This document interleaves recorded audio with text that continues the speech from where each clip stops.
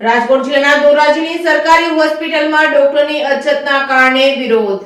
રાજકોટ જિલ્લાના ધોરાજીમાં ધોરાજી સરકારી હોસ્પિટલમાં ડોક્ટરોની અછતના કારણે વિરોધ। ધોરાજી નાગરિક દ્વારા હોસ્પિટલના ગેટમાં પોસ્ટર લગાવવામાં આવ્યા છે કે ધોરાજી સરકારી હોસ્પિટલમાં ક્લાસ 1 ડોક્ટરની 7 જગ્યાઓ એ ફક્ત 3 ડોક્ટરો હોસ્પિટલમાં છે।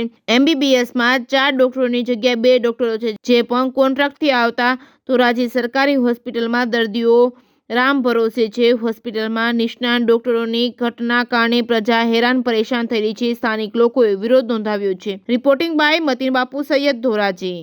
મારું નામ સલીમ મુગલ। સલીમભાઈ, આજે તમે આ સરકારી હોસ્પિટલ ખાતે પોસ્ટરો માર્યા છે, શું કહેશો એ બાબતે?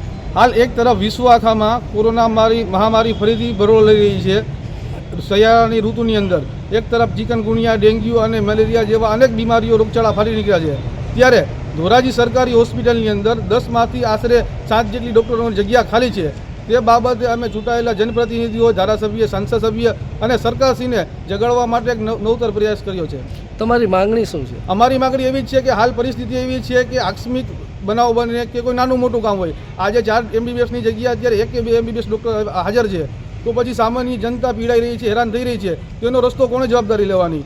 તમારી માંગણી નહીં સંતોષાય તો શું કરવામાં આવશે? આગામી 7 દિવસની અંદર અમારી માંગણી સંતોષવામાં નહીં આવે તો અમે મોટું જન આંદોલન કરીશું અને ગાંધીજી માર્ગે લડીશું, અને જરૂર પડશે તો ઉગ્ર આંદોલન પણ કરીશું, જેની સંપૂર્ણ જવાબદારી અહીંના ચૂંટાયેલા સાંસદ સભ્યો હોય, ધારાસભ્યો હોય, એની રહેશે।